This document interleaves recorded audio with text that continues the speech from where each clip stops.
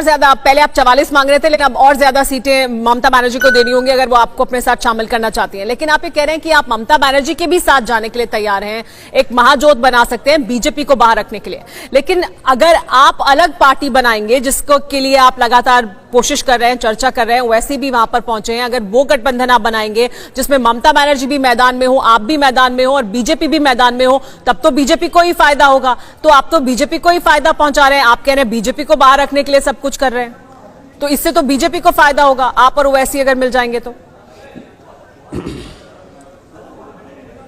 देखिए, हमारा मानना सोचना यह है जो ममता बनर्जी अकेले बीजेपी को रोक नहीं सकता है, रोक नहीं सके, क्योंकि जब लोकसभा चुनाव हुए थे उसमें से 18 सीट बीजेपी को मिल गए, इसीलिए साबित हुआ ममता ने बीजेपी को रोकने के लिए नाकाम हुआ।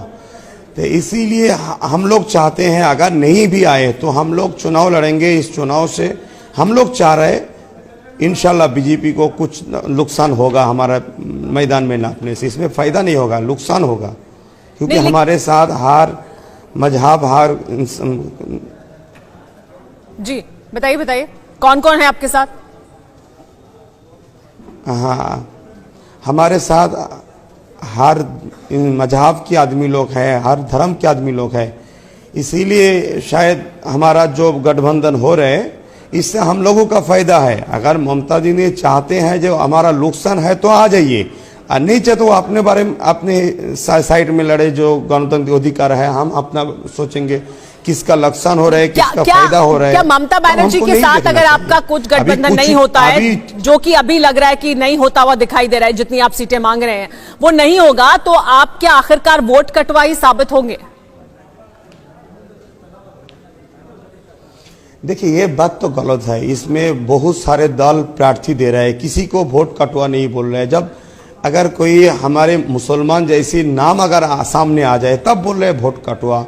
ये तो ये सरासर एक आदमी एक धर्म पर इल्जाम लगा रहे हैं, ये तो संविधान के बेखिलाफ है। दूसरा बात है, जो लोग कह रहे हैं बीजेपी आ जाएंगे हम उतारने से, इनमें से 99% लोग तो ममता का है, टीएमसी लोग कह रहे हैं, इसीलिए बोल रहे हैं अगर तुम चाहते हो बीजेपी को रुकना चाहिए तो आ जाओ। अच्छा, ओवैसी के साथ आपका गठबंधन हो रहा है, जो नाटक ओवैसी के साथ आपका गठबंधन हो रहा है या नहीं हो रहा है? क्योंकि ओवैसी साहब तो कह रहे हैं कि हम पूरी तरह से आपके साथ हैं हर हाल में, लेकिन आप कह रहे हैं कि विचार करना है, तो क्या है अभी स्थिति? बात दरअसल है हमारा एक टेबल है, टेबल में बात होगा। देखिए, हम चाह रहे हैं जितना भी पार्टी है जिसको हमारे देश ने पार्टी बनाने का अधिकार दिया है, चुनाव लड़ने का अधिकार दिया है, वो किसी के साथ हो, किसी नाम से हो, सबके साथ हम गठबंधन करना चाहते हैं, सिर्फ बीजेपी को छोड़ के सबके साथ।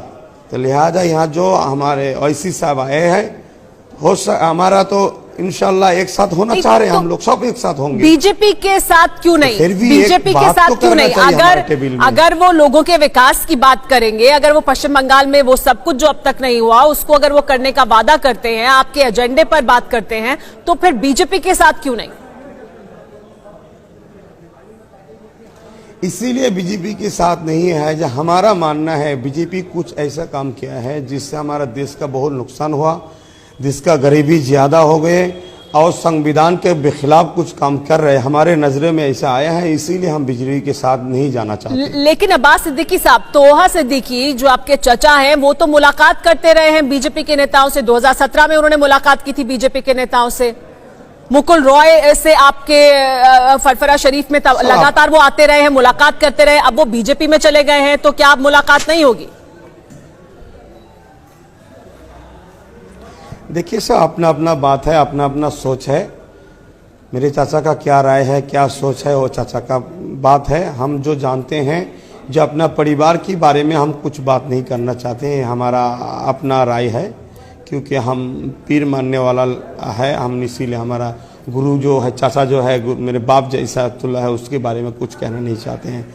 फिर भी हम कह रहे हैं, मुकुल रहे तो पहले टीएमसी में था, जब टीएमसी आए थे तब टीएमसी कहने लगा कि हम गरीब के लिए, पिछड़े वालों के लिए कुछ काम करेंगे, इसीलिए विश्वास के साथ उनको लेके आए थे। अभी तो देख रहे हैं कुछ काम नहीं कर रहे हैं। मगर उनका जो कर्मी है, अभी जो टीएमसी को जिन लोगों ने जन्म दिया वो तो अभी दल में नहीं है। अभी जो वाम को जिन लोगों ने समाज में खराब कर दिया वो लोग बीजेपी टीएमसी में आ गए।